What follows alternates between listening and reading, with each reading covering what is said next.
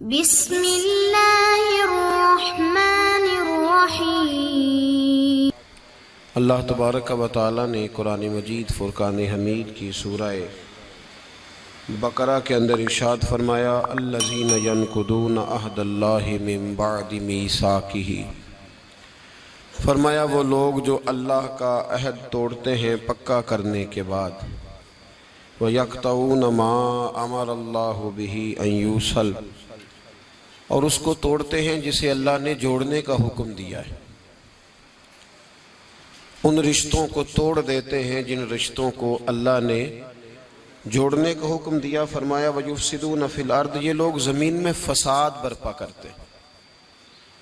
أُولَٰئِكَ هُمُ الْخَاسِرُونَ، یہی لوگ ہیں جو نقصان میں ہیں، گھاٹے میں ہیں، خسارے میں۔ انسان کو اللہ تبارک و تعالی نے ماں باپ کے وسیلے سے دنیا میں بھیجا ہے۔ انسان کے بہت سارے رشتے ہوتے ہیں،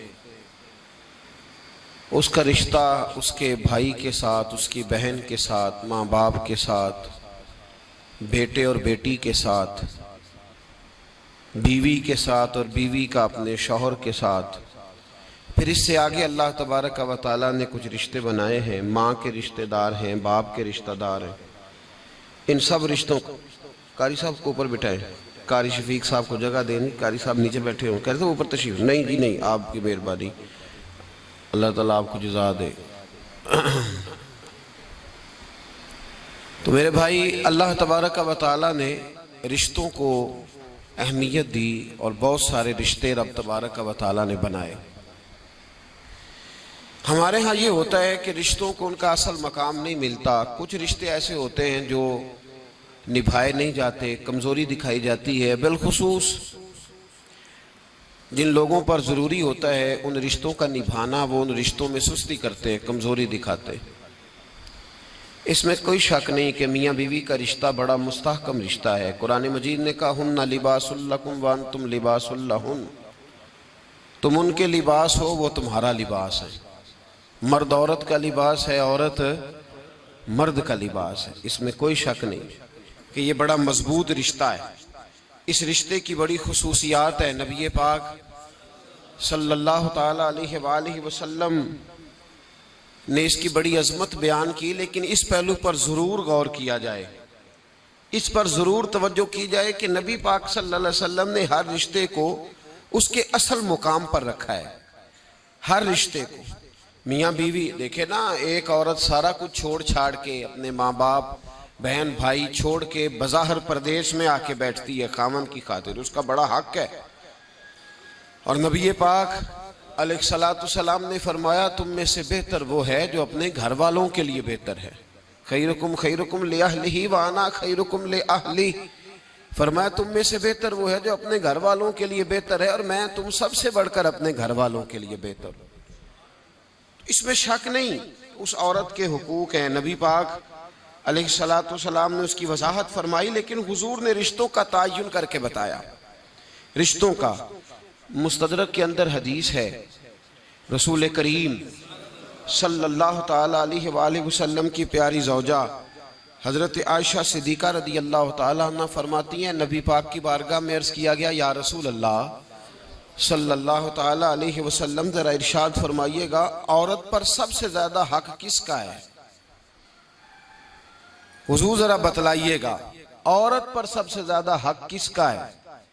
تو یہ کسی مفتی کا قول نہیں، یہ کسی دانشور کی رائے نہیں، یہ اس محبوب کا قول ہے جنہیں اللہ تبارک و تعالیٰ نے دنیا میں راحت اور آرام دینے کے لیے مبعوث فرمایا ہے۔ یا رسول اللہ صلی اللہ علیہ وسلم عورت پر سب سے زیادہ حق کس کا ہے؟ تو حضور نے فرمایا اس کے خامن کا۔ اسی مجلس میں، اسی محفل میں وہ شخص اٹھ کے نہیں گیا، وہی شخص حضور سے سوال کرنے لگا حضور تو مرد پر حق کس کا زیادہ ہے؟ عورت پر تو میں نے پوچھ لیا، نیا شخص نہیں آیا، نیا آدمی نہیں آیا۔ اسی نے اسی مقام پر اسی جگہ کھڑے ہو کے سوال کیا کہ یا رسول اللہ صلی اللہ علیہ وسلم اب یہ بھی ارشاد فرما دیجئے کہ مرد پر سب سے زیادہ حق کس کا ہے؟ نبی پاک نے فرمایا اس کی ماں کا۔ عورت پر سب سے زیادہ حق کس کا ہے؟ اس کے شوہر کا۔ اور مرد پر سب سے زیادہ حق کس کا ہے؟ اس کی ماں کا. یہ حقوق، یہ تعین ہے جو نبی پاک صلی اللہ علیہ وسلم نے کر کے دیا. یہ حقوق کی وہ والی وضاحت ہے، اور یہ ہر آدمی کا وہ والا مقام ہے جو میرے محبوب علیہ الصلوۃ والسلام نے اپنی امت کو خود بتایا ہے کہ یہ اس کی جگہ ہے اور یہ اس کی جگہ ہے. اب یہاں ایک بات اور قابل غور ہے، مرد کے عورت پر بھی حقوق ہیں، عورت کے مرد پر حقوق ہیں. انشاءاللہ تعالیٰ ایک موضوع آ رہا ہے، اس میں ان چیزوں کی کچھ زیادہ وضاحت کروں گا. یہاں صرف اشارہ دیتا ہوں. نبی پاک صلی اللہ علیہ وسلم کی خدمت میں ایک عورت حاضر ہوئی. اس نے عرض کی، یا رسول اللہ صلی اللہ علیہ وسلم مجھے بتائیے گا مرد کے کیا حقوق ہیں، اگر میں ادا کر سکتی ہوں تو شادی کروں. حضور ذرا بتلائیے گا. تو یہ حدیثیں ہم نے بیٹیوں کو رٹانی ہے، یہ حدیثیں ہم نے بہنوں کو یاد کرانی ہے. میرے نبی پاک علیہ الصلوۃ والسلام سے پوچھا. امام حاکم نے لکھا ہے کتاب البر کے اندر، اس کو ابن جوزی علیہ الرحمٰن نے نقل کیا ہے. یا رسول اللہ صلی اللہ علیہ وسلم مجھے بتائیے گا خاوند کے حقوق کیا ہیں. اور خاتون عرض کرتی، حضور اگر تو میں ادا کر سکتی ہوئی تو نکاح کروں گی، ورنہ نہیں کروں گی. اللہ کے رسول صلی اللہ تعالیٰ علیہ وآلہ وسلم نے ارشاد فرمایا، بھئی بات یہ ہے کہ اگر خاوند کے جسم سے پیپ نکلے، ریشہ نکلے اور خون نکلے، عورت اپنی زبان سے صاف بھی کرے تو پھر بھی خاوند کا حق ادا نہیں ہوتا. اور نبی پاک صلی اللہ علیہ وسلم نے وضاحت کر دی. کسی جگہ آپ کو نہیں ملے گا کہ اللہ کے محبوب نے فرمایا ہو کہ میں اگر سجدہ جائز ہوتا تو میں لوگوں سے کہتا مجھے کرو. یہ کہیں نہیں فرمایا. حالانکہ امام الانبیاء محبوب اس حدیث میں فرمانے لگے، سنو اگر خدا کے علاوہ کسی کو سجدہ جائز ہوتا تو میں عورت کو کہتا کہ اپنے خامند کو سجدہ کرے.